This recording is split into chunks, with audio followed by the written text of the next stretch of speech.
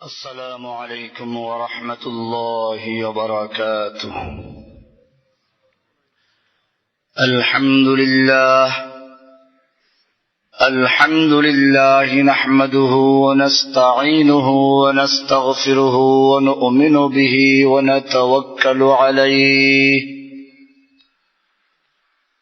ونعوذ بالله من شرور أنفسنا ومن سيئات أعمالنا من يهده الله فلا مضل له ومن يضلله فلا هادي له وأشهد أن لا إله إلا الله وحده لا شريك له وأشهد أن محمدا عبده ورسوله صلى الله تعالى عليه وعلى آله وأصحابه أجمعين. أما بعد فأعوذ بالله من الشيطان الرجيم. بسم الله الرحمن الرحيم. قل يا أيها الناس إني رسول الله إليكم جميعا الذي له ملك السماوات والأرض. صدق الله تعالى وصدق رسوله النبي الأمي الكريم ونحن على ذلك لمن الشاهدين والشاكرين والحمد لله رب العالمين. معزز ও মুহতারাম হযরত মুরব্বিয়ানে কিরাম ও দিগার মুসল্লিয়ানে ইজাম, আল্লাহ সুবহানাহু ওয়া তাআলার মহান দরবারে লাখ শুকরিয়া জ্ঞাপন করছি, যিনি আমাদেরকে প্রতি জুমার ন্যায় আজকেও সালাতুল জুমা আদায় করার জন্য মসজিদে আসার তৌফিক এনায়েত করেছেন। এজন্য বলি আলহামদুলিল্লাহ। খতমে নবুয়ত এর উপরে আলোচনা হচ্ছিল। ইসলামের মূল আকীদা তিনটি বিষয়। এক নাম্বার হচ্ছে আল্লাহর ওয়াহদানিয়ত, তাওহীদ। দ্বিতীয় বিষয় রিসালাত। তৃতীয় বিষয় আখিরাত। আমরা তাওহীদের বিষয়গুলো নিয়ে অনেক আলোচনা এখানে করেছি। তাওহীদের বিপরীত শিরিক, আল্লাহর সঙ্গে অংশীদার বানানো, এ বিষয় নিয়েও এখানে অনেক আলোচনা হয়েছে। দ্বিতীয় বিষয়টি হচ্ছে রিসালাত। এই রিসালাতের একটা অংশ হচ্ছে খতমে নবুয়ত। আল্লাহ সুবহানাহু ওয়া তাআলা দুনিয়াতে মানব জাতিকে সৃষ্টি করেছেন একটা লক্ষ্য, একটা উদ্দেশ্য নিয়ে। সেটা আমরা আগে আলোচনা করেছি। আল্লাহ সুবহানাহু ওয়া তাআলা বলছেন, ওমা খলাকতুল জিন্না ওয়াল ইনসা ইল্লা লিয়াবুদুন। আমি মানব জাতিকে এবং জিন জাতিকে, দানব জাতিকে সৃষ্টি করেছি শুধুমাত্র আমারই গোলামি করার জন্য। মানুষ শুধুমাত্র আল্লাহর গোলামি করবে, আর মানুষের জন্য আল্লাহ তাআলা অন্য সমস্ত মাখলুককে গোলাম বানিয়ে দিয়েছেন। চন্দ্র সূর্য মানুষের গোলাম, আসমান জমিনে যা কিছু আছে আল্লাহ ছাড়া সবকিছুই মানুষের গোলাম। সূর্য আমাদের আলো দেয়, চন্দ্র আমাদের আলো দেয়, নিয়মিত খেদমত করে যায়। এরকম দুনিয়াতে যত প্রাণী, যত মাখলুক, এমনকি জমিন পর্যন্ত মানুষের গোলামি করে। কার নির্দেশে? আল্লাহর নির্দেশে। এটা আমি আগেও আলোচনা করেছি যে আল্লাহর নির্দেশ দুই রকম। একটা হচ্ছে তাকভিনী, বা প্রাকৃতিক। মানুষের দেহের মধ্যে ডাক্তাররা বিভিন্ন ভাবে পরীক্ষা নিরীক্ষা করেন, কিন্তু এই যে একটা মেশিন ফিট করা আছে এরকম ভাবে রক্তটাকে পরিষ্কার করে, এইখানে এসে থেমে যায়। এটা কেন এরকম করছে, কার নির্দেশে? এখানে এসে সমস্ত চিকিৎসা বিজ্ঞানী থেমে যায়। আল্লাহর যতক্ষণ পর্যন্ত ওর উপরে নির্দেশ রয়েছে অতক্ষণ পর্যন্ত সে ওখানে বসে রক্তটাকে পরিষ্কার করতে থাকবে। ওখান থেকে রক্ত সাপ্লাই দেয়। আল্লাহ সুবহানাহু ওয়া তাআলার হুকুম সব মাখলুক মেনে চলে। মানুষের ক্ষেত্রে আল্লাহ রাব্বুল আলামিন দুই রকম বিধান দিয়েছেন। এক প্রকার বলেছিলাম তাকভিনী, যা মানুষ মানতে বাধ্য। হাত দিয়ে ধরা, পা দিয়ে চলা, কান দিয়ে শোনা, চোখ দিয়ে দেখা, নাক দিয়ে ঘ্রাণ নেওয়া, এগুলোর ব্যতিক্রম মানুষ করতে পারবে না। ইচ্ছে করলেও সে নাক দিয়ে খেতে পারবে না, চোখ দিয়ে শুনতে পারবে না, কারণ এগুলো তাকভিনী। এগুলোর উপরে আল্লাহর নির্দেশ ওরকম আছে, ওরা আল্লাহর কাছে আল্লাহর হুকুম মেনে চলে। দ্বিতীয় প্রকার হচ্ছে তাশরীঈ, শরিয়াতের বিধান। এই শরিয়াতের বিধান নবীদের মূল দাওয়াত একটাই ছিল। আমি এটা গত জুমাতে আলোচনা করেছিলাম যে আল্লাহ সুবহানাহু ওয়া তাআলা একটা মাহফিল সাজিয়েছেন। এই পৃথিবীতে একটা ওয়াজ মাহফিল। আমি গত রাত্রে মাহফিল করেছি সিলেটে, আসছি কিছুক্ষণ আগে। সিলেটের অনেক বড় মাদ্রাসা, গওহরপুর মাদ্রাসা, অনেকেই নাম জানেন। ওর একার বড় পীর সাহেব ছিলেন শাইখুল হাদিস আল্লামা নুরউদ্দিন গওহরপুরী রহমতুল্লাহ আলাই। ওনার মাদ্রাসায় মাহফিল ছিল, সারা রাত্র মাহফিল, অনেক বক্তাদের নাম। আমি বললাম যে আমার তো জুমা পড়াতে হবে, ওই শেষ রাত্রে বয়ান করে গেলে আমি জুমা পড়তে পারবো না। তো আমাকে এশার পরে দিল, প্রায় 2.25 ঘন্টার মতো আলোচনা হলো। অনেক বক্তাদের নাম, কোন বক্তার নাম বড় অক্ষরে।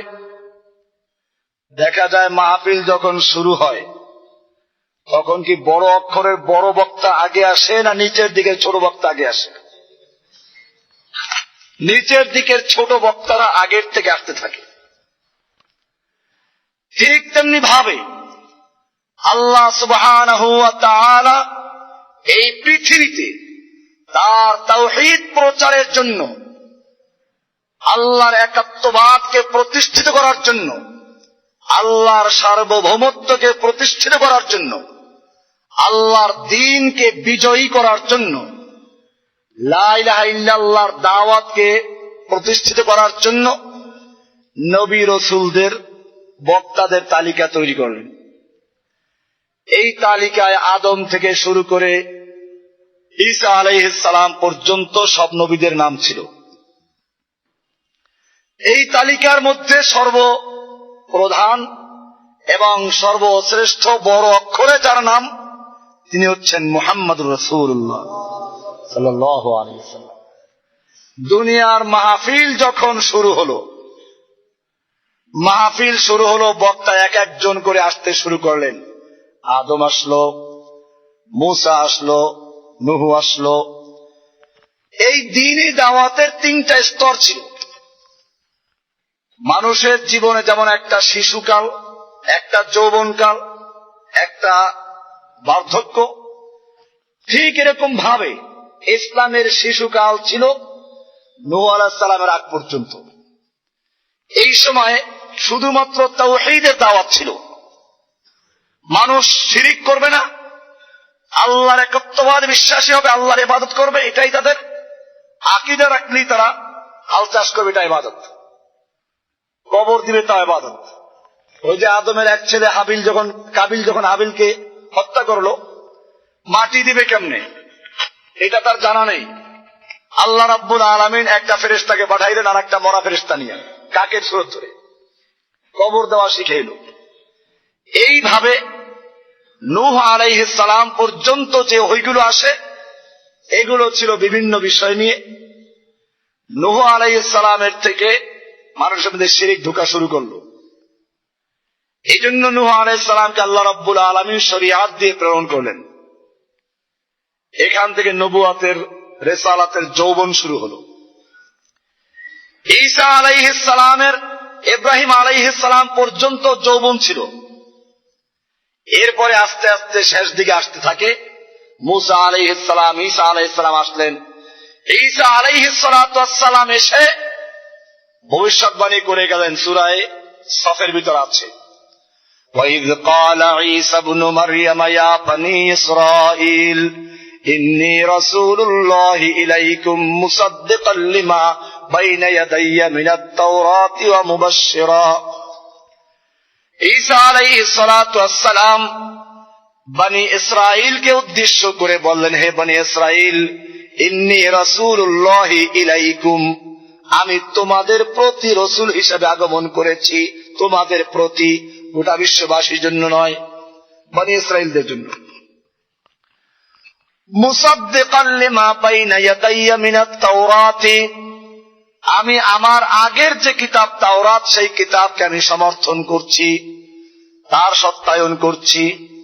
ওয়া মুবাশশিরাম বিরাসূল, আর আমি একজন রসুল সম্পর্কে সুসংবাদ দিচ্ছি, একজন রাসূল সম্পর্কে সুসংবাদ দিচ্ছি।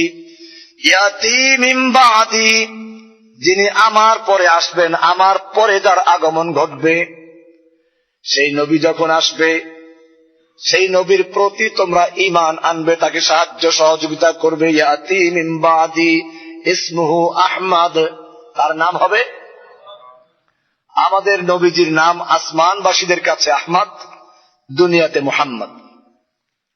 আহমদ মানে হচ্ছে সর্বাধিক প্রশংসাকারী। আল্লাহ সুবহানাহু ওয়া তাআলার প্রশংসা আসমানের ফেরেশতারা করে, জমিনের মাখলুকাত করে। আসমানে সেজন্য আল্লাহর প্রশংসা যে যত বেশি করতে পারে তার তত মর্যাদা। আল্লাহ রাব্বুল আলামিন আমাদের নবীজির নাম আসমানে করেছেন আহমদ, মানে আল্লাহর সবচেয়ে বেশি প্রশংসাকারী। আর দুনিয়াতে মুহাম্মদ, মুহাম্মদ মানে হচ্ছে সবচেয়ে বেশি প্রশংসিত। তার মানে দুনিয়াতে যত মানুষের প্রশংসা হবে, যত মাখলুকের প্রশংসা হবে, কিয়ামত পর্যন্ত যার প্রশংসা স্থায়ী থাকবে তিনি হচ্ছেন এক ব্যক্তি, মুহাম্মদ সাল্লাল্লাহু আলাইহি ওয়াসাল্লাম। এই জন্য তিনি মুহাম্মদ। আল্লাহু আকবার। কত মুহাদ্দিসিনে কেরাম বের করেছেন মুহাম্মদ, আহমদ, এই দুইটা নামের মধ্যে একটা অক্ষরও নোক্তাওয়ালা অক্ষর নাই। আরবিতে অক্ষর কয়রকম? দুই রকম, কিছু নোক্তাওয়ালা, কিছু নোক্তা ছাড়া। আমাদের নবীজির যে প্রসিদ্ধ দুইটা নাম আহমদ এবং মুহাম্মদ, এর মধ্যে কোনো নোক্তা আছে? আল্লাহ রাব্বুল আলামিন জানিয়ে দিলেন, যেই নবীর নামের মধ্যে কোনো কালো ফোঁটা নেই, নোক্তা নেই, ওই নবীর চরিত্রের মধ্যে, আদর্শের মধ্যেও কোনো কালো নোক্তা নেই। বুঝুন সুবহানাল্লাহ। মুহাম্মদ বলতে গেলে নামটা ঠোঁটে ঠোঁট লেগে যায়। আল্লাহ রাব্বুল আলামিন যেন জানিয়ে দিচ্ছেন, যেই নবীর নাম বলতে গেলে ঠোঁটের সঙ্গে ঠোঁট লেগে যায়, ওই নবীর আদর্শ যদি কোন সমাজ, কোন জাতি, কোন দেশ, কোন মানুষ যদি বাস্তবায়ন করে, তাহলে সেই সমাজের মানুষের অন্তরের সঙ্গে অন্তর মিলে যায়। আজকে কেন এত সমস্যা? নবীর আদর্শ ভালো লাগে না, নবীর নামে মিলাদ পড়তে ভালো লাগে, খারাপ লাগে না, মিষ্টি খাওয়া যায়, কিন্তু আদর্শ বাস্তবায়নের বিষয় আসুক তখন আর থাকে না। এই নবীদের সিলসিলা শুরু হলো। সর্বশেষ নবী আসলেন, এসে ঘোষণা করলেন যে আয়াত আমি তেলাওয়াত করেছি, ইয়া আইয়ুহান নাস ইন্নী রাসূলুল্লাহি ইলাইকুম জামিআ, হে দুনিয়ার সমস্ত মানুষেরা শোনো, ইন্নী রাসূলুল্লাহি ইলাইকুম জামিআ, আমি তোমাদের সমস্ত মানুষের কাছে রাসূল হিসাবে আগমন করেছি। সূরা আরাফ 158 নম্বর আয়াত। জামিআন, সমস্ত মানুষের জন্য, কোন এলাকার জন্য না, খাস কোন সময়ের জন্য না। কিয়ামত পর্যন্ত নবুয়ত এবং রিসালাতের যত ধারাবাহিকতা ছিল, প্রধান মেহমান আসার পরে আর কারণ নবী হওয়ার কোনো সুযোগ নেই। প্রধান বক্তা যখন মাহফিল শেষ করে দিল, এবারে মাহফিল শেষ, এই কিছুক্ষণের মধ্যে মাইক খুলে ফেললো, শামিয়ানা খুলে ফেললো, লোকজন চলে গেল। ঠিক তেমনি ভাবে আল্লাহ রাব্বুল আলামিন তার প্রিয় নবী মুহাম্মদুর রাসূলুল্লাহ সাল্লাল্লাহু আলাইহি ওয়াসাল্লামকে সর্বশেষ নবী করে সৃষ্টি করেছেন, সর্বশ্রেষ্ঠ এবং সর্বশেষ। এটা আকীদার বিষয়। আমরা বলি আশহাদু আন্না মুহাম্মাদান, এর মানে এতটুকু না যে আপনি খালি সাক্ষী দিয়ে ছেড়ে দিলেন। এর মানে হচ্ছে আমি সাক্ষ্য দিচ্ছি মুহাম্মদ সাল্লাল্লাহু আলাইহি সাল্লাম আল্লাহ তাআলার বান্দা এবং রাসূল। এগুলো অনেক বিষয় ইনশাআল্লাহ ভিডিও আলোচনা আমরা করব। আমি এখন যদি একটা অংশ নিয়ে আলোচনা করছি, খাতমে নবুয়ত, আল্লাহর রাসূল সাল্লাল্লাহু আলাইহি সাল্লামই সর্বশেষ এবং সর্বশ্রেষ্ঠ, এর পরে আর কোন নবী আসবে না। এই জন্য কোরআন বলছে ইন্নী রাসূলুল্লাহি ইলাইকুম জামিআ, আমি সমস্ত মানুষের কাছে রাসূল। এর পরের অংশ আল্লাহ তাআলা বলছেন আল্লাযী লাহু মুলকুস সামাওয়াতি ওয়াল আরদ, ওই মহান আল্লাহর পক্ষ থেকে রাসূল হিসেবে আগমন করেছি, যার ক্ষমতা আসমানে আর জমিনে, যার ক্ষমতা সর্বত্র। ইঙ্গিত করা হলো আল্লাহর ক্ষমতা যেখানে যেখানে পর্যন্ত আছে এবং যতদিন পর্যন্ত আছে, মুহাম্মদ সাল্লাল্লাহু আলাইহি ওয়াসাল্লামের রিসালাত এবং খাতমুন নবুওয়াত ততদিন পর্যন্ত তত জায়গায় থাকবে। এরপরে আর কোন নবী আসতে পারবে না, এরপরে আর কোন রাসূল আসবে না।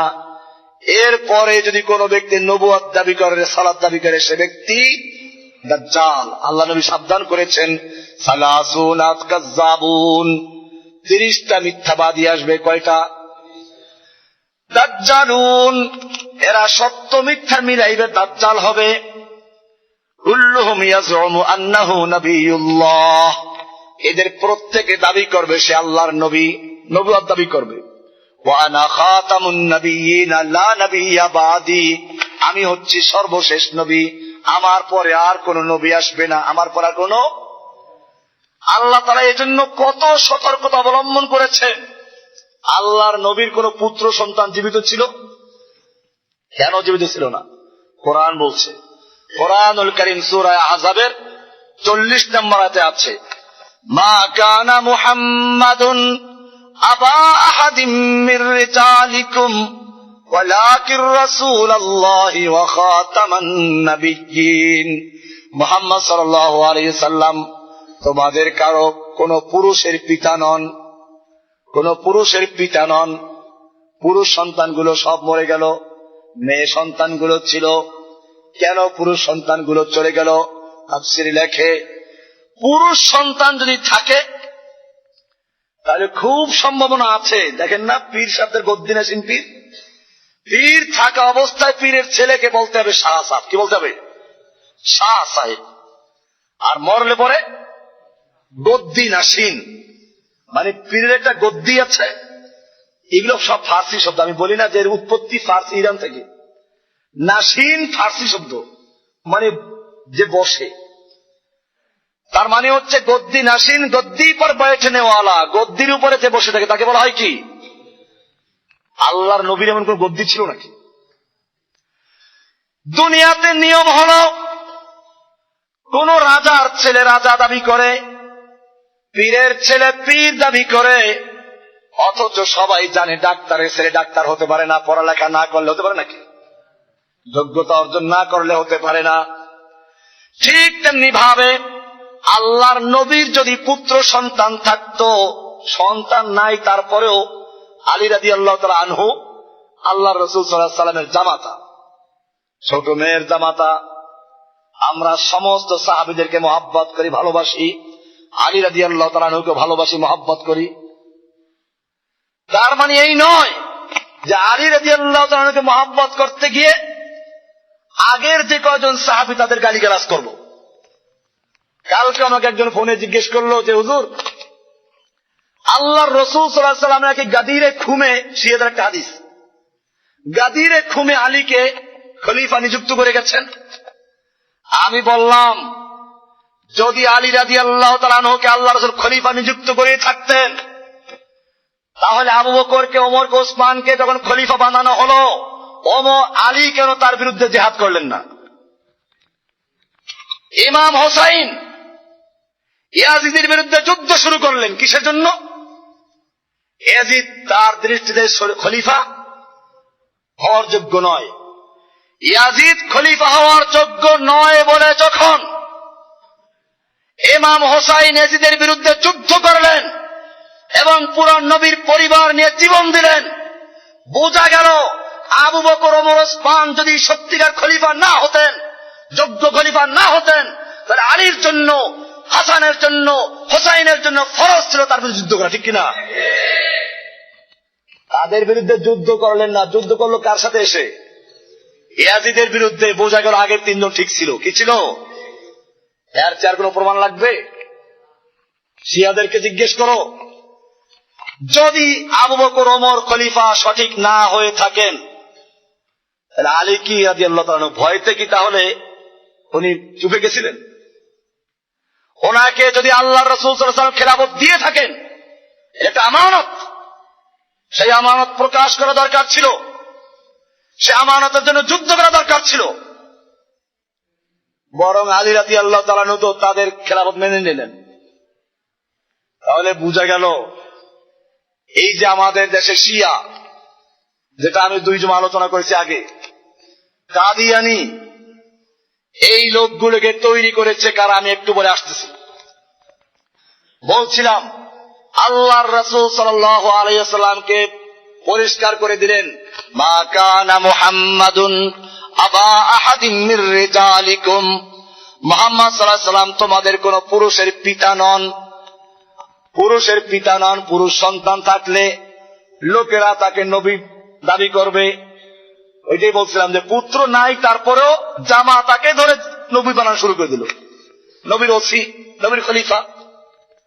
আর পুত্র থাকলে কি অবস্থাটা হতো? আল্লাহ তাআলা সেই জন্য সূরা আহজাবের 40 নম্বর আয়াতে বিষয়টা ক্লিয়ার করে দিয়েছেন, মা কানা মুহাম্মাদুন আবা আহাদিম মির রিজালিকুম। এই আয়াতটাকেও নিয়ে গেছে মিলাদ পড়তে, অথচ কত বড় গুরুত্বপূর্ণ একটা আয়াত, আল্লাহর নবীর খতমে নবুয়তের আয়াত। এইটা পরে মিলাদ শুরু করে, মা কানা মুহাম্মাদুন আবা আহাদিম মির রিজালিকুম ওয়ালাকিন রাসূলুল্লাহ সাল্লাল্লাহু আলাইহি ওয়াসাল্লাম শুরু করে দিল। কি পরে ও নিজেও জানে না। পরিষ্কার বলা হচ্ছে, মা কানা মুহাম্মাদুন আবা আহাদিম মির রিজালিকুম, মুহাম্মদ সাল্লাল্লাহু আলাইহি ওয়াসাল্লাম তোমাদের কোন পুরুষের পিতা নন। পরিষ্কার হয়ে গেছে না কেন পিতা নন? ওয়ালাকির রাসূলুল্লাহ, বরং তিনি হচ্ছেন আল্লাহর রাসূল, তোমাদের সঙ্গে তার সম্পর্ক রিসালাতের সম্পর্ক। তিনি তোমাদের রাসূল, তোমরা তার উম্মত, এছাড়া আর কোন সম্পর্ক নেই। তিনি আল্লাহ নন, আল্লাহর অবতার নন, আল্লাহর পুত্রও নন। খবরদার বাড়াবাড়ি করবে না। এজন্য তোমরা সাক্ষী দাও স্পষ্ট হবে, ওয়াশহাদু আন্না মুহাম্মাদান আবদুহু ওয়া রাসূল, আমরা সাক্ষ্য দিচ্ছি মুহাম্মদ সাল্লাল্লাহু আলাইহি ওয়াসাল্লাম আল্লাহর আব্দ, গোলাম, আল্লাহর গোলাম, আল্লাহ নন। এই সাক্ষী দেয়, আবার কত বাড়াবাড়ি। ওয়া খাতামান নবিয়্যিন, এবং খাতাম, খাতাম বলা হয় যা দ্বারা সিল মারা হয়। খাতামুন নবিয়্যিন, গোলাম আহমদ কাদিয়ানী তরজমা করেছে খাতাম মানে আংটি, মানে শ্রেষ্ঠ। মুহাম্মদ সাল্লাল্লাহু আলাইহি ওয়াসাল্লাম শ্রেষ্ঠ নবী, শেষ নবী নন। নবুয়তের দরজা উনি খুলে দিচ্ছেন।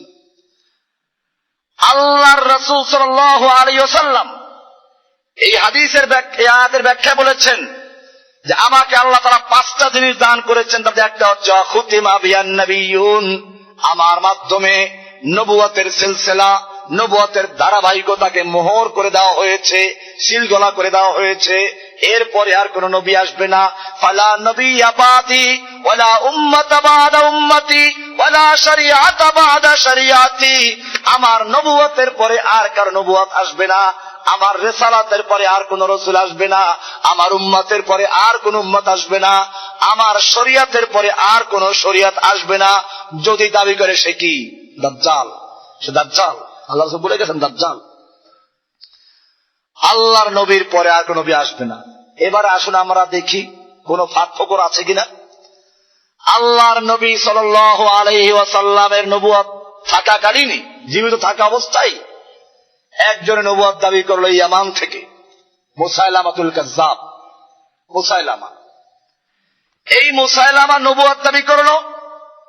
কিছু লোক তার উম্মত হলো এবং সে আল্লাহর নবীকে পত্র লেখলো, চিঠির ভাষা।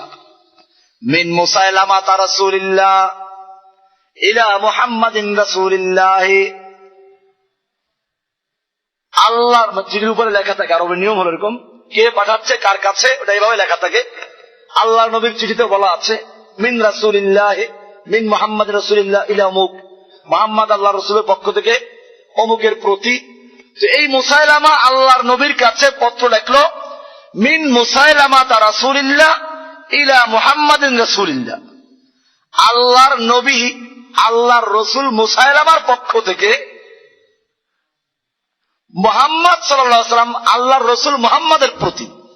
তার মানে নিজেরটাও মানলো, আল্লাহ রসুলকে মানলো, সে এটা ভাগাভাগি করার কি। এরপরে লেখলো ফাইনাল আরদা নিসফুহা লি ওয়া নিসফুহা লাকা ফাইন্নী কদ উশরিকতু বিকা ফিন নবুওয়া। আমাকে আপনার সঙ্গে নবুয়ত এবং রিসালাতের ব্যাপারে অংশীদার করা হয়েছে, সুতরাং অর্ধেকটা পৃথিবীর নবী আর রসুল আমি, আর অর্ধেকটার নবী রসুল আপনি। কিন্তু দুর্ভাগ্য কুরাইশ বংশের যে তারা আপনাকে মানে নাই, আপনার বিরুদ্ধে আপনার উপর জুলুম করেছে। এখানে আবার একটু আল্লাহ রাসূল সাল্লাল্লাহু আলাইহি ওয়াসাল্লামের কাছে ভালো হওয়ার চেষ্টা করলো। ওয়ালাকিন্না কুরাইশান লা ইয়ালামুন। আল্লাহর নবী এবারে দেখেন পরিষ্কার হওয়ার বিষয়, ওর কাছে কোনো প্রমাণ চাইছেন? প্রমাণ চান নাই। আল্লাহর নবী ওই চিঠিরই অপর পৃষ্ঠা লিখে দিলেন, লেখাই দিলেন মিন মুহাম্মাদির রাসূলিল্লাহি ইলা মুসাইলামাতাল কাজ্জাব সালামুন আলা মান ইত্তাবাল হুদা ফাইনাল আরদা কুল্লুহা লিল্লাহ ইউরিসুহা মান ইয়াশা মিন ইবাদি। এটা মুহাম্মদ সাল্লাল্লাহু আলাইহি ওয়াসাল্লামের পক্ষ থেকে, আল্লাহর রাসূল মুহাম্মাদের পক্ষ থেকে মিথ্যাবাদী মুসাইলামার প্রতি। কি বললেন? তার কাছে নবুয়তের প্রমাণও চান নাই, যে তুই যে নবী তোর প্রমাণ কি, তুই যে আল্লাহর রাসূল তার প্রমাণ কি। বোঝা গেল আল্লাহর নবী মুহাম্মদ সাল্লাল্লাহু আলাইহি ওয়াসাল্লামের পরে কোন নবী আর রাসূল আসার কোন পথ খোলা থাকলে তাহলে আমরা তার কাছে প্রমাণ চাবো। যেহেতু রাস্তাই খোলা নাই, যদি কোন ব্যক্তি নবুয়ত দাবি করে, রিসালাত দাবি করে, সঙ্গে সঙ্গে বুঝতে হবে আল্লাহর নবী যাদের সম্পর্কে সাবধান করেছেন দাজ্জাল আসবে, মিথ্যাবাদী আসবে, এটা তারই একজন। আল্লাহ নবী নিজে কোনো প্রমাণ চান নাই, চিঠি লিখলেন মিন মুহাম্মাদিন রাসূলিল্লাহি ইলা মুসাইলামাতাল কাজ্জাব। আল্লাহর রাসূল মুহাম্মদ সাল্লাল্লাহু আলাইহি ওয়াসাল্লামের পক্ষ থেকে ইয়ামানের মিথ্যাবাদী মুসাইলামার প্রতি সালাম, ওই ব্যক্তির জন্য যে হেদায়েত অনুসরণ করেছে। ফাইনাল আরদা কুল্লুহা লিল্লাহ, জমিন অর্ধেক তোমার অর্ধেক আমার, তা না, গোটা জমিনের মালিক আল্লাহ, এবং তিনি যাকে ইচ্ছে করে নবুয়ত দান করেছেন, আমাকে তিনি গোটা জমিনের রাসূল করে পাঠিয়েছেন। ইন্নী রাসূলুল্লাহ ইলাইকুম জামিআ ইয়া আইয়ুহান নাস কুল ইয়া আইয়ুহান নাস। হে নবী, আপনি বিশ্ববাসীকে জানিয়ে দিন ইন্নী রাসূলুল্লাহ ইলাইকুম জামিআ, আমি গোটা পৃথিবীর মানুষের কাছে, কিয়ামত পর্যন্ত আনেওয়ালা মানুষের কাছে কোন রঙের পার্থক্য নেই, এলাকার পার্থক্য নেই, সমস্ত রঙের মানুষের কাছে, সমস্ত কালারের মানুষের কাছে, সমস্ত ভাষার মানুষের কাছে, সমস্ত এলাকার মানুষের কাছে, কিয়ামত পর্যন্ত যত মানুষ দুনিয়াতে আগমন করবে আমি সমস্ত মানুষের প্রতি রাসূল হিসাবে আল্লাহর পক্ষ থেকে আগমন করেছি। কোন রাসূল আসার সুযোগ নেই। মুসাইলামাকে জবাব দিয়ে দিলেন, কোন নবী রাসূলের কোন সুযোগ আছে আর? এরপর আসুন সাহাবীদের ইজমা। ইজমার মধ্যে সবচেয়ে বড় ইজমা সাহাবীদের ইজমা। আল্লাহর নবীর মৃত্যুর পরে চতুর্দিকে ফিতনা দেখা দিল। এগুলো বলতে গেলে অনেক সময়ের প্রয়োজন। আল্লাহর নবীর মৃত্যুর পরে একদিকে রোম পারস্যের সম্রাটরা আগের থেকে ওত পেতে আছে, মুহাম্মদ সাল্লাল্লাহু আলাইহি ওয়াসাল্লাম মরলে আমরা হামলা করব, একদিকে অবস্থা। আর একদিকে মুসাইলামাতুল কাজ্জাবের নবুয়ত খুব জোর সোরে চলা শুরু করলো। মুহাম্মদ সাল্লাল্লাহু আলাইহি ওয়াসাল্লাম মরে গেছে, একদল মুরতাদ ওখানে গিয়ে মরিচ হয়ে গেছে। এরপরে মুসলমানদের মধ্যে একদল মানুষ যারা মুনাফিক ছিল তারা মুরতাদ হয়ে গেল, ধর্ম ত্যাগ করলো। আল্লাহর নবীর জীবদ্দশায় একটা যুদ্ধের জন্য একটা দল তৈরি করেছিলেন আল্লাহর নবীর পালক নাতি উসামার নেতৃত্বে। এটাও আল্লাহ নবীর অবস্থা খারাপ দেখে তারা রয়ে গেছিল, এদের পাঠানোর বিষয়। আর একদিকে একদল লোক যাকাত দিতে অস্বীকার করলো, চতুর্মুখী ফিতনা। ওমর ইবনুল খাত্তাবের মতো লৌহ মানব আবু বকরকে গিয়ে অনুরোধ করছে যে আবু বকর, এই মুহূর্তে চতুর্মুখী সমস্যা, যারা যাকাত দিতে অস্বীকার করেছে এরা তো আর ইসলাম থেকে খারিজ হয়ে যায় নাই, এদের বিরুদ্ধে এখন কিছু বলার দরকার নাই। আগে অন্য বিষয়গুলো মুরতাদদের বিচার করে নেই, মুসাইলামাতুল কাজ্জাব মিথ্যা নবী বলে বিচার করে নেই, ওর সাথে যুদ্ধ করে এরপরে আমরা এদেরকে দেখবো, যেহেতু এরা ইসলাম থেকে সরে যায় নাই। আল্লাহর নবীর সাহাবী আবু বকর সিদ্দিক রাদিয়াল্লাহু তাআলা আনহু, আল্লাহু আকবার, কি কঠোর, এবার স্থির। এইটার নাম ঈমানী দৃঢ়তা, আল্লাহর পক্ষ থেকে আসে। আল্লাহর নবীর মৃত্যুর পরেও ওমর বিন খাত্তাব তরবারি নিয়ে নেমে গেছেন, যে বলবে মুহাম্মদ সাল্লাল্লাহু আলাইহি ওয়াসাল্লাম মরে গেছে তার গর্দানটা উড়িয়ে দেব। যে কারণে সাহাবীদের মধ্যে বিষয়টা স্পষ্ট ছিল না। আবু বকর সিদ্দিক রাদিয়াল্লাহু তাআলা আনহু যেহেতু ওই দিন আল্লাহর রাসূল সরকার একটু সুস্থ ছিলেন, উনি কোন ক্ষেত খামারে গিয়েছিলেন, খবর পেয়ে দ্রুত চলে আসলেন।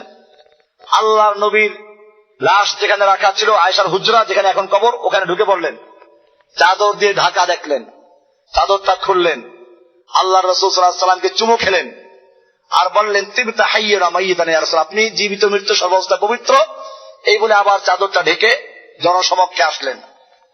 লোকেরা চিন্তা করলো যে এইবার সঠিক খবর পাওয়া যাবে। আবু বকর সিদ্দিক রাদিয়াল্লাহু তাআলা আনহু প্রথম এসে যে ঘোষণা করেছেন মুসলিম জাতির জন্য বিরাট শিক্ষা, একদিকে দৃঢ়তা, একদিকে আকীদা পরিষ্কার করে দিলেন। তিনি শুরুতেই করে বললেন, আলা মান কানা ইয়াবুদু মুহাম্মাদান ফালিয়ালাম আন্নাহু কাদ মাতা। ও মুসলমানেরা, যারা মুহাম্মদ সাল্লাল্লাহু আলাইহি ওয়াসাল্লামের ইবাদত করতে, মুহাম্মদ সাল্লাল্লাহু আলাইহি ওয়াসাল্লামের পূজা যারা করতে, তারা জেনে রাখো মুহাম্মদ সাল্লাল্লাহু আলাইহি ওয়াসাল্লাম মরে গেছেন। আর যারা আল্লাহর ইবাদত করতে, তারা জেনে রাখো আল্লাহ তাআলা জীবিত আছেন। এরপরে কোরআনের আয়াত পড়লেন, ওয়ামা মুহাম্মাদুন ইল্লা রাসূল قد خلت من قبله الرسل أفإن مات أو قتل انقلبتم على أعقابكم। এই পুরো আয়াত পড়লেন যেটা হুনাইনের যুদ্ধে নাযিল হয়েছিল। মুহাম্মদ সাল্লাল্লাহু আলাইহি ওয়াসাল্লাম মরে গেছেন খবর হয়ে গেছিল, সেই সময় নাযিল হয়েছিল যে মুহাম্মদ সাল্লাল্লাহু আলাইহি ওয়াসাল্লাম তো আল্লাহর একজন রাসূল, ইতিপূর্বে যত নবী রাসূল দুনিয়াতে আগমন করেছেন তারা সকলেই মরে গেছেন। আফাইন মাতা ওয়া কুতিলা, এখন যদি মুহাম্মদ সাল্লাল্লাহু আলাইহি ওয়াসাল্লাম মরে যান অথবা নিহত হন, আফা ইম্মাতা আও কুতিলা ইনকালাবতুম আলা আকাবিকুম, তোমরা কি তাহলে আবার সেই পশ্চাতে ফিরে যাবে, সেই জাহেলি যুগে ফিরে যাবে? এই আয়াত শোনা মাত্র, আবু বকরের আয়াত শোনা মাত্র ওমরের হাত থেকে তরবারি পড়ে গেল। সাহাবায়ে কেরাম বুঝতে পারলেন, নিশ্চিত হলেন যে আল্লাহর রাসূল আর দুনিয়াতে নেই। সকলের চোখে পানি আসলো। আবু বকর এখানেও দৃঢ়তার পরিচয় দিলেন। এরপরে এই বিষয়টা যখন আসলো, ওমর বিন খাত্তাবের মতো লৌহ মানব গিয়ে বলছে যে আবু বকর, এই মুহূর্তে চতুর্মুখী সমস্যা, যারা যাকাত দিতে অস্বীকার করেছে ওরা তো ইসলাম থেকে সরে যায় না, ওদের বিরুদ্ধে এখন যুদ্ধ করা দরকার নাই। বুখারীর হাদিস। আল্লাহর নবীর সাহাবী আবু বকর বললেন, ও ওমর, জাহেলি যুগে সিংহের মতো গর্জে উঠতে, আর ইসলামের মধ্যে এসে এখন শিয়াল হয়ে গেছ। জেনে রাখো, আল্লাহর কসম, যারা নামাজের মধ্যে আর যাকাতের মধ্যে পার্থক্য করেছে, নামাজ আদায় করবে যাকাত দিবে না, আমি তাদের বিরুদ্ধে লড়াই করব। শুধু তাদের বিরুদ্ধে নয়, আল্লাহর নবীর যুগে যারা একটা বকরির বাচ্চা যাকাত দিত, এখন যদি সেই বকরির বাচ্চা পর্যন্ত যাকাত দিতে অস্বীকার করে, আমি তার বিরুদ্ধে লড়াই করব। যারা উটের যাকাত দেওয়ার সময় উটের সঙ্গে রশিটা দিত, আজকে যদি সে রশ্মি দিতে অস্বীকার করে, আমি তাদের বিরুদ্ধে যুদ্ধ করব। পরিষ্কার হয়ে গেল। ওমর বুঝতে পারলেন যে এটা ইমানি তাকত, ইমানি শক্তি। সঙ্গে সঙ্গে তিনি একমত হয়ে গেলেন। এরপরে দেখা গেল যে সব সমস্যার সমাধান হয়ে গেছে। যারা জাকাত দিতে অস্বীকার করলো, তারা বলল আমরা জাকাত ঠিক মতো দিব। ওদিকে যারা হামলার জন্য প্রস্তুত নিয়েছিল, তারা বুঝতে পারলো যে আল্লাহ রাসূল সাল্লাল্লাহু আলাইহি ওয়াসাল্লামের সাহাবী আবু বকর নেতৃত্বের যোগ্য তৈরি হয়েছেন। তিনি আগে মুহাম্মদ সাল্লাল্লাহু আলাইহি ওয়াসাল্লাম যেভাবে নেতৃত্ব দিয়েছেন সেভাবেই দিবেন। এরপরে মুসাইলামাতুল কাযযাবের বিরুদ্ধে সৈন্য পাঠানো হলো। ইয়ামামার যুদ্ধ হলো। প্রায় 10,000 সাহাবী সেখানে শহীদ হলেন। এরপরে মুসাইলামাতুল কাযযাবকে সেখানে জবাই করা হলো। বোঝা গেল সাহাবায়ে কেরাম কি মুসাইলামাতুল কাযযাবের কাছে কোন দলিল চেয়েছিল? আল্লাহর নবীর নবুয়তের পরে আর কোন নবী যদি আসার সুযোগ থাকতো, আল্লাহর নবী নিজে ওই মুসাইলামাতুল কাযযাবের কাছে প্রমাণ চাইতেন। নবীর পরে নবীর সাহাবীরা মুসাইলামাতুল কাযযাবের কাছে প্রমাণ চাইতেন। কোন প্রমাণ চান নাই, বরং বিনা প্রমাণে যেহেতু নবুয়ত আসার কোন সুযোগই নেই, সুযোগ থাকলে প্রমাণ চাওয়া হয়। যেহেতু নবী রাসূলের দরজা বন্ধ হয়ে গেছে, আল্লাহর নবীকে দিয়ে নবুয়তকে মোহর করে দেওয়া হয়েছে, আল্লাহর নবী সর্বশেষ মেহমান, সর্বশেষ বক্তা এসে গেছেন, এরপর আর কোন নবী আসবেন না। সেজন্য সাহাবায়ে কেরাম মুসাইলামাতুল কাযযাবের বিরুদ্ধে যুদ্ধ করতে গেলেন, কোন প্রমাণ চাইতে যান নাই। অমুসলমান পরিষ্কার হয়ে গেল, কিয়ামত পর্যন্ত যত নবী আর রাসূলের দাবিদার আসবে, সাহাবায়ে কেরাম যেভাবে মুসাইলামাতুল কাযযাবকে দুনিয়াতে বিদায় করে দিয়েছেন, ঠিক তেমনি ভাবে কিয়ামত পর্যন্ত যত মিথ্যা নবী রাসূল দাবি করবে, তাদের পরিণতি হচ্ছে তাকে হত্যা করে দিতে হবে। আজকে বাংলাদেশে গোলাম আহমদ কাদিয়ানীর উম্মত আছে, মসজিদ আছে, বক্সিবাজার যান, এইগুলো কোত্থেকে আসলো? এই গোলাম আহমদ কাদিয়ানী নবুয়ত দাবি করেছে। এর জন্ম হয়েছিল পাঞ্জাবের গুরুদাসপুর জেলায়। ইংরেজ শাসনের আগ মুহূর্তে 1839 অথবা 1840 তার জন্ম হয়েছিল পাঞ্জাবের গুরুদাসপুর জেলার কাদিয়ান নামক গ্রামে। এরপরে দেখা যায় যে 1857 সনের হাঙ্গামার সময় ওই যে যুদ্ধ হলো, সে সময় তার বয়স ছিল 16-17 বছর। এরপরে সে আস্তে আস্তে মাদ্রাসায় পড়ে আর কিতাবাদি পড়ে। প্রথমে খুব বুজুর্গ হয়, এরপরে আস্তে আস্তে পীর হয়, সুফি। এরপরে সে দাবি করলো মুজাদ্দিদ। কি দাবি করলো? মুজাদ্দিদ। যেমন দাবি করে আমাদের দেশে বহুত মুজাদ্দিদ আছে, এই সিলসিলা এইভাবেই চলে সব। মুজাদ্দিদ, সংস্কারক। এরপরে আস্তে আস্তে কিছুদিন পরে দাবি করলো জিল্লি নবী, মানে ছায়া নবী, পূর্ণাঙ্গ নবী না। এরপরে গিয়ে 1891 সনে সে দাবি করলো মাসিহে মাউউদ। এর আগে দাবি করছে ইমাম মাহদী, এরপরে মাসিহে মাউউদ, ঈসা আলাইহিস সালাম যে আসবে, এই সেই ঈসা। এরপরে 1901 সালে গিয়া সে দাবি করলো আমি এখন পূর্ণাঙ্গ নবী। এই নবীর ওহীও আছে কতগুলো, আমি আলোচনা করবো। তার হাদিস আছে আমার কাছে, তাদের কোরআনের তর্জমা আছে, এগুলো ভাষা সবই আছে। এই নবী দাবি করলো। ইংরেজরাও তখন, যেহেতু তখন ইংরেজ বিরোধী আন্দোলন হচ্ছিল ভারতবর্ষে, এই কথা আমি আগেও বলেছি, ইংরেজরা এই দেশ যখন দখল করলো, তখন তারা এদেশে দালাল পাঠালো, গোয়েন্দা পাঠালো, আমরা ভারতবর্ষ দখল করেছি, আমাদের শাসন কিভাবে স্থির হতে পারে সেজন্য রিপোর্ট তৈরি করো। ভারতবর্ষের থেকে 3 বছর ঘুরে তারপর রিপোর্ট তৈরি করা হলো। ভারতবর্ষে ইংরেজদের শত্রু হিন্দু নয়, বৌদ্ধ নয়, অন্য কোন ধর্মের লোকেরা নয়, একমাত্র শত্রু মুসলিম জাতি। যতদিন পর্যন্ত এই দেশে মুসলমান থাকবে, ততদিন পর্যন্ত ইংরেজরা তাদের শাসনকে পাকাপোক্ত বলে মনে করতে পারে না। কারণ মুসলিমদের কোরআন আছে। মুসলিম মানে হচ্ছে এক আল্লাহর হুকুমের সামনে আত্মসমর্পণকারী, তারা অন্য কারোর সামনে আত্মসমর্পণ করবে না। মুসলিমদের একজন নেতা আছে, মুহাম্মদ সাল্লাল্লাহু আলাইহি ওয়াসাল্লাম, কিয়ামত পর্যন্তের জন্য নেতা। মুসলিমদের দ্বীন আছে, তারা কারো সামনে মাথা নত করবে না। সুতরাং যদি এই দেশ থেকে মুসলিমদেরকে বিদায় করা যায়, তাহলে কেবলমাত্র তোমাদের শাসন স্থায়ী হবে। এজন্য কিছু রিপোর্ট দেওয়া হলো, পরামর্শ দেওয়া হলো। ইংরেজরা পরামর্শ আগেও দিয়েছে, এখনো দিচ্ছে, মিলও আছে অনেকটা।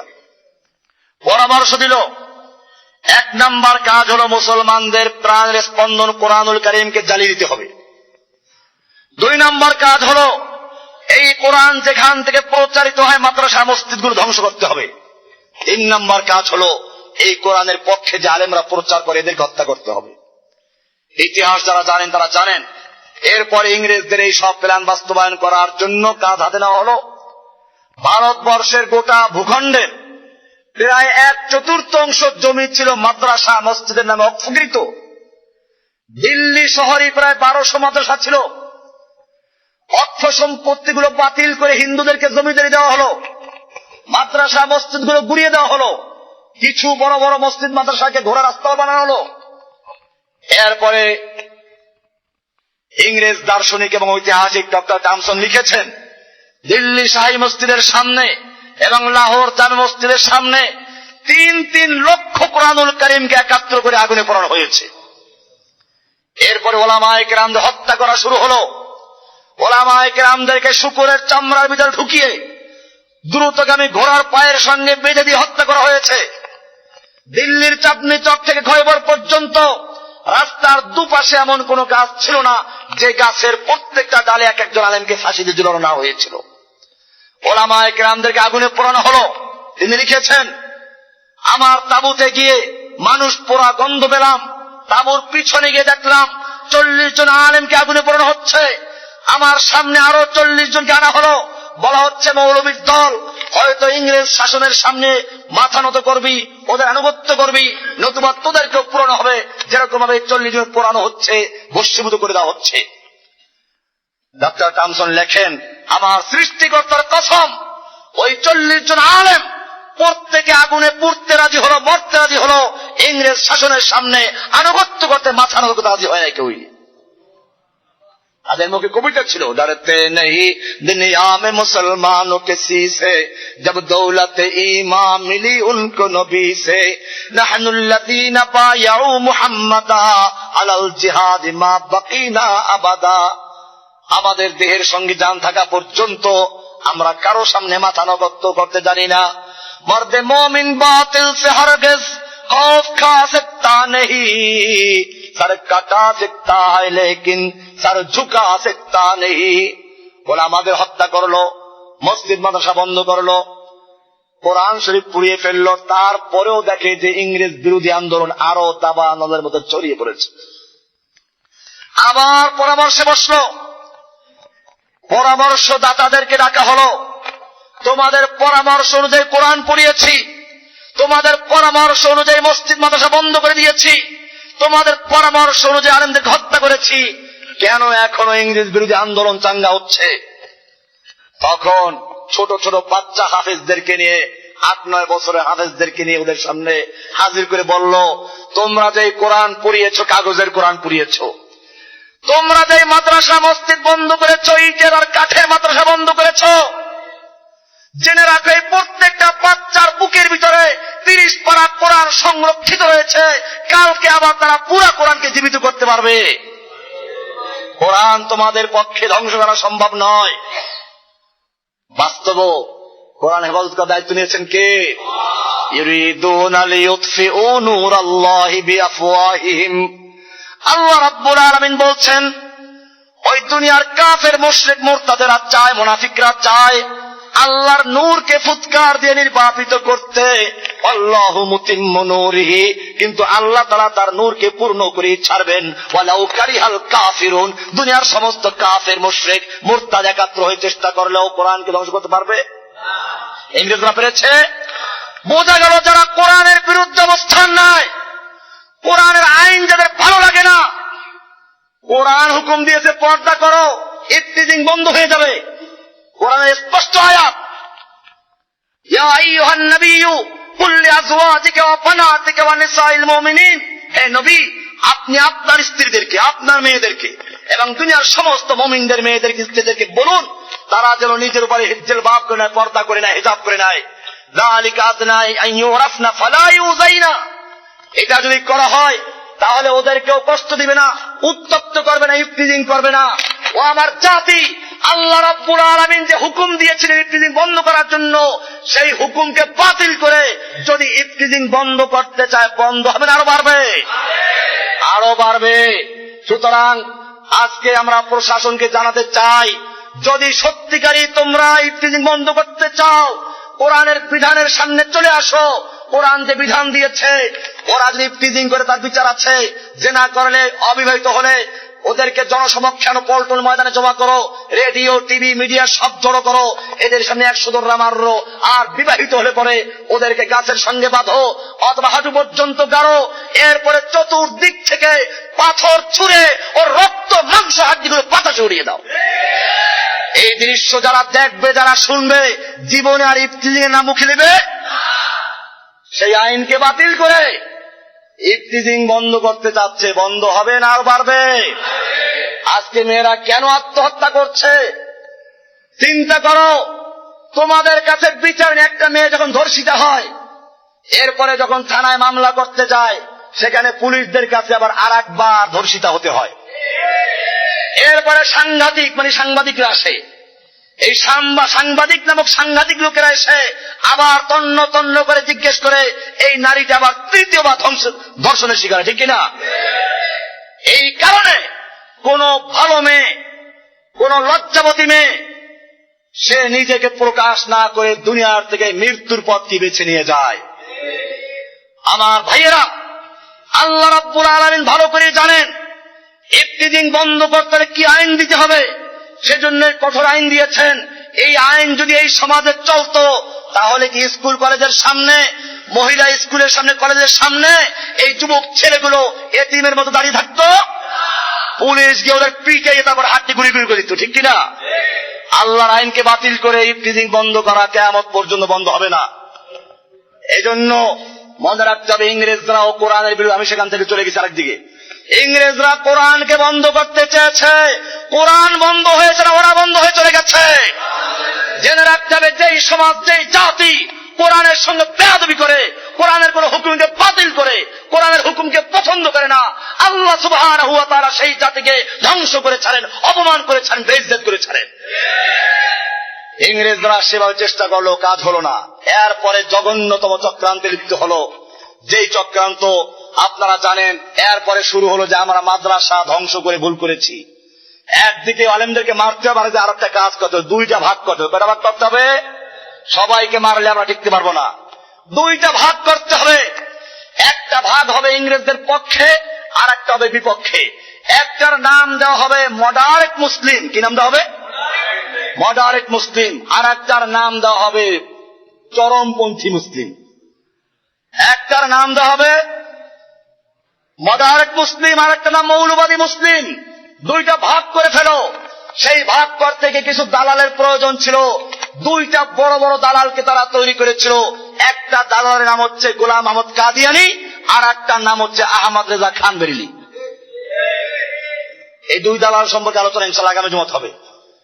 বর্তমানেও এইরকমই চলছে। আপনারা দেখেন, এই যে আমেরিকার একটা রিপোর্ট আমি আগে কিছু অংশ শুনিয়েছিলাম, সেখানেও আছে বর্তমান রিপোর্ট। এটা এখানে বলেছে 2007-এর দেওয়া রিপোর্ট। সেখানে বলেছে যে আমাদের র্যান্ড ইনস্টিটিউটের একটা গবেষণা থেকে বলছি, র্যান্ড মুসলিমদের কাজ অর্থাৎ লেখা, তাদের বই পুস্তকগুলো কম খরচে ভর্তুকি দিয়ে বিতরণ করো। ওদের পক্ষে জালেমরা, এদের লেখাগুলো ভর্তুকি দিয়ে, ওদের পয়সা দিয়ে সাহায্য করো। 2 নম্বর লেখছে যে তাদেরকে অর্থাৎ মডারেট মুসলিমদেরকে উৎসাহ দান করা, জনসাধারণ এবং যুবকদের উদ্দেশ্যে লেখার জন্য। যুবকদেরকে যেন তারা মডারেট বানায়। আধুনিক মুসলিম মানে ইসলামের কিছু মানবে, কিছু মানবে না। এরপরে লেখছে যে তাদের অর্থাৎ মডারেট মুসলিমদের দৃষ্টিভঙ্গিকে ইসলামী শিক্ষার পাঠ্যক্রমে অন্তর্ভুক্ত করা, ইসলামের মধ্যে ঢুকিয়ে দেওয়া, ইসলামের পাঠ্যক্রমে ঢুকিয়ে দেওয়া, যেটা বর্তমানে হচ্ছে। আজকের যে শিক্ষানীতি বা নীতিমালা তৈরি করা হয়েছে, এর মধ্যে কোরআন শিক্ষার কোন স্থান নাই। ও আমার জাতি, যদি কোন জাতি কোরআন শিক্ষার থেকে দূরে থাকে, কোরআনের আলো থেকে দূরে থাকে, সে মানুষ না পশু? কোরআন পরিষ্কার বলেছে পশু। এই পশুগুলোকে দিয়ে দুনিয়াতে কোনো কাজ হবে নাকি? এরা তো ইফতিজিং করবেই। পশু দিয়ে কি করে? পশুর কোন লজ্জা আছে নাকি? কুত্তার কোন লজ্জা আছে? কুত্তা রাস্তায় একটা মেলামেশা করে, ছাগল একটা সাথে মেলামেশা করে, গরু মেলামেশা করে, কোন লজ্জা আছে? যতক্ষণ পর্যন্ত কোরআনের আলো না ঢুকবে তারা কি করবে? কোন মাদ্রাসার ছেলেরা ইফতিজিং করে? কোন মাদ্রাসায় জঙ্গিবাদী পাওয়া যায়? যা তো পাওয়া যায় সব কোথায় পাওয়া যায়? কাজেই বুঝতে হবে আমাদের এইগুলো এখানে বলা আছে। এরপরে আর লেখছে যে প্রাক ইসলামী এবং ইসলামী নয় সেই সমস্ত ইতিহাস এবং সংস্কৃতিকে সংশ্লিষ্ট দেশের প্রচার মাধ্যমে ও পাঠ্যক্রমে অন্তর্ভুক্ত করা এবং সে সম্পর্কে সচেতনতাকে উৎসাহিত করা। তার মানে ইসলামের আগের ইতিহাস মানুষকে আবার সচেতন করাও, মিশরে গিয়ে ফেরাউনদের ইতিহাস পড়াও, সৌদি আরবে গিয়ে মুসলিমদের আল্লাহ নবীর আগের যে ইতিহাস ছিল জাহিলি যুগের সেই ইতিহাসগুলো তাজা করো। বাংলাদেশে শাহপরান, শাহ মাকদুম, শাহজালাল এদের ইতিহাস দরকার নাই, কবর বানাইয়া মাজার পূজা করো, এদের ইতিহাসের ধারে কাছে যেও না। ওনাদের ইতিহাস যদি কেউ পড়ে তাহলে সেই দেশে ইসলাম থাকতে পারবে? শাহজালাল ইয়ামানি রহমাতুল্লাহ কেন আসছিলেন? ইতিহাস পড়া দরকার, ইতিহাস রাখবে না, ইতিহাস করে চলে যাবে অন্যদিকে। এইভাবে পরামর্শ দেওয়া হচ্ছে। এরপর লেখছে যে 5 নাম্বার দিতে যে সুফিবাদের জনপ্রিয়তাকে এবং গ্রহণযোগ্যতাকে উৎসাহ প্রদান করো। সুফিবাদ এটা কেন, এটা আমরা আলোচনা নিয়ে পরে আলোচনাগুলোতে। এটা তাসাউফকে তারা ভালোবাসে সেজন্য না, খুশি হওয়ার কারণ নাই যে আমেরিকা তাসাউফকে ভালোবাসে, বরং এজন্য যে সুফিবাদীর মধ্যে ঢুকলে তারা আস্তে এমনি জিহাদ থেকে সরে যায়। জেহাদের অর্থ নফসের জেহাদ, অস্ত্রের জেহাদ দরকার নাই। গোলাম আহমদ কাদিয়ানীও ইংরেজদের বিরুদ্ধে ইংরেজদের পক্ষে মুসলমানদের বিপক্ষে প্রথম ফতোয়া দিয়েছে, জিহাদকে নাম ছোড় দো আয় ভাইও, ইসলাম মে হারাম হয় কতল কিতাল। ইংরেজরা দেশে আল্লাহর ছায়া, আল্লাহর রহমত, কাজে এর বিরুদ্ধে জিহাদ করা যাবে না, যুদ্ধ করা যাবে না। এই ফতোয়া প্রথম দিয়েছে কে? গোলাম আহমদ কাদিয়ানী। এই জন্য সুফিবাদকে সে উৎসাহিত করতে বলেছে। এরপরে লিখেছে তাদের সাথে অবৈধ দল এবং কর্মকাণ্ডের সম্পর্ক প্রকাশ করো। যে কোন আলেম যদি কোরআন হাদিস সহিহ কথা বলে তারে বলে দাও যে জঙ্গিবাদের সাথে মিল আছে, এ জঙ্গিবাদী করে, এ অমুক করে, হরকুতুল জিহাদ করে, জেএমবি করে, অমুক করে, তমুক করে, এইভাবে একটা সাথে লাগাই দাও, তাহলে সে এমনি বন্ধ হয়ে যাবে। লেখা আছে পরিষ্কার। কাজে বুঝতে হবে এই দেশেও যেগুলো হচ্ছে এখন, যে আলেম কোরআন হাদিসের কথা বলে কিছু লোকেরা তার কথার থেকে কি পায়? জেহাদের কথা বললে যদি জঙ্গিবাদী হয় তো জেহাদের কথা কোরআনে আছে, জেহাদের কথা হাদিসে আছে, জেহাদের কথা আল্লাহর নবীর জীবনে আছে। আল্লাহর নবী নিজে গোটা জীবনে 27টা যুদ্ধের কমান্ডার ইন চিফের দায়িত্ব পালন করেছেন। কোরআন হাদিস ভরা জেহাদ। যদি জেহাদের কথা অপরাধ হয় তাহলে কোরআনের মধ্যেও কি আছে? এজন্য ভালো করে বুঝতে আল্লাহকে ভয় করতে হবে। তারপর লেখছে মৌলবাদী, চরমপন্থী ও সন্ত্রাসীদের ধ্বংসাত্মক কাজের জন্য তাদের প্রতি শ্রদ্ধা ও প্রশংসা করার থেকে বিরত থাকো। মানে মুসলমানদের যে বীর পুরুষরা আছে ওদের বীরত্ব বয়ান করবা না, ওদেরকে কাপুরুষ বলবা। ওদের সৈনিকেরা, ইসরায়েলের সৈনিকেরা বালুর বস্তার ভিতরে ঢুকে তারপরে ট্যাঙ্কের গোলা নিয়ে একটা গুলি ছড়ে পালাই যায়, এরা বীর পুরুষ।